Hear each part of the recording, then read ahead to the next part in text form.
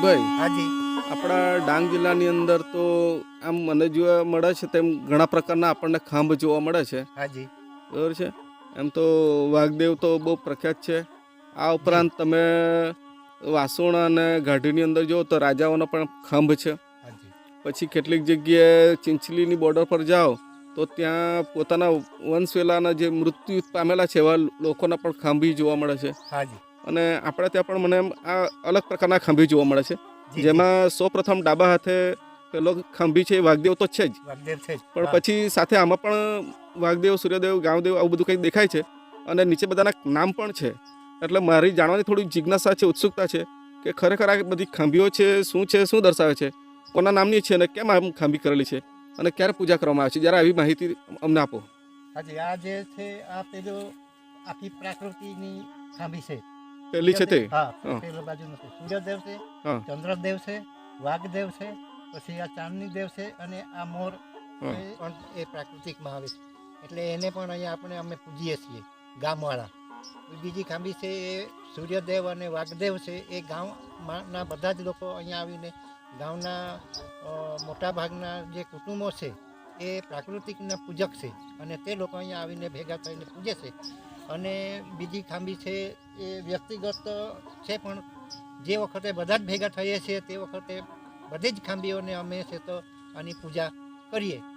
જે ખાસ કરીને અમે તેરાના દિવસે, તેરા સણના દિવસે આ ખાંભીઓને પહેલાં ફુલહાર ચડાવીએ, પછી છે તો એની પૂજા કરીએ, ચોખાના એની પૂંજ પાડીને પછી અમે છે તો એની અને અહીંયા જ રસોઈ બનાવે.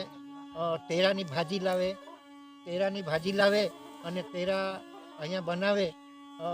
કુદરતી પહેલેથી જે છે એ એક બોટલ દારૂ પણ લાવે અને એક શ્રીફળ લાવે અને કોરી શાક.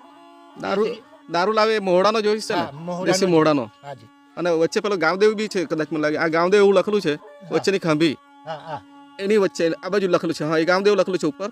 હા, ગામદેવ. અને નીચે નામ બી છે, તો શું દર્શાવે છે? આ છે તો સરપંચ એની ખાસ પૂજા કરે.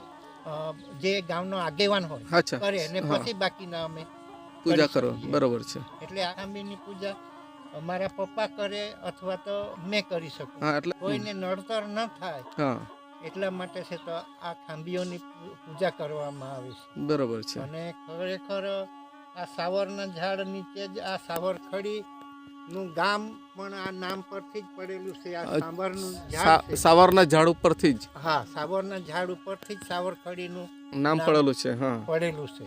બરોબર છે. અને ખડી એટલે પથ્થર એમ કહેવાય.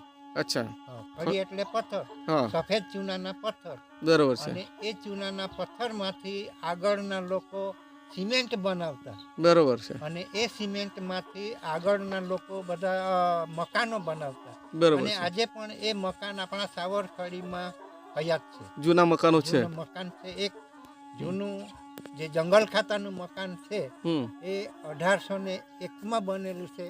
આજે પણ છે. પણ ખરેખર પોલીસ પટેલની જે છે એ ગામમાં જૂની પરંપરા મુજબ પોલીસ પટેલ આગેવાન કરે. હા હા, રહેવી જ જોઈએ. રહેવી જોઈએ. બરોબર. કારભારી એ પણ પરંપરા મુજબ કારભારી પણ રહેવો જ જોઈએ. ને અને જાગલિયો છે એ પણ ખરેખર ગામમાં જગાવવા માટે, ગામમાં કોઈને પણ કંઈ પણ આમાં હવે આપણે તમે વાઘદેવ પૂજવાના છે, હા બરોબર છે. જી, તેરાના દાડે તો લોકોને કોણ જણાવશે? તો જાગલિયા જણાવશે. તો એનું મહત્વની ભૂમિકા હતી જે તે સમયમાં, આજે નથી રહી. પંચ બેસવાની હોય તો જાગલિયો બૂમ પાડી દે. હા, વાઘ દેવ પૂંજવાનો હોય તો જાગલિયો બૂમ પાડી દે. બરોબર. એટલે જાગલિયાની આજે છે તો ખરેખર પરંપરાગત જરૂર ખરી. અને પેલા ડ્રમ વગાડતા નગારું, એવું ખરું ગામમાં? હા, છે. હાજી. હોળીના દિવસે, હા, અને દિવાળીના દિવસે, બરોબર છે, કોઈનું મૃત્યુ થાય, વડીલનું મૃત્યુ થાય, હા, તો લોકોને જાણ કરવા માટે વખતે આ નગારું અમે વગાડીએ છીએ. એમાં અલગ અલગ પ્રસંગે અલગ અલગ પ્રકારનું વગાડવામાં આવે. બરોબર. અલગ અલગ પ્રસંગે એટલે દેવ હોય તે વખતે છે તો તે રીતે જ વગાડવામાં આવે. ત્યારે તીડી માપવામાં આવે. અચ્છા. હા. અને જ્યારે કોઈ પણ મૃત્યુ થયેલું હોય અને નગારું વગાડવામાં આવે ત્યારે તીડી માપવામાં આવતી નથી. એટલે કે ડબલ પેલી જે કાઠી આવે તે ડબલ મારવામાં નથી આવતી. હમ. સિંગલ જ મારવામાં આવે બરોબર એને છે તીડીમ કહેવાય. બરોબર છે હા, શું કહેવાય એને તીડીમ તીડીમ તીડીમ બરાબર છે અને એવું દેવ કાર્ય કરવા માટે ત્યારે શું ત્યારે આવે? તીડીમ મારવામાં આવે. ત્યારે તીડીમ હા, અને અને મૃત્યુ હોય ત્યારે છે તો તીડીમ મારવામાં આવતી નથી, સીધું વગાડ્યા જ કરવાનું. અચ્છા હા હા હા, ડમ ડમ ડમ ડમ ડમ વાગે ડમ ડમ ડમ. બરાબર. હા.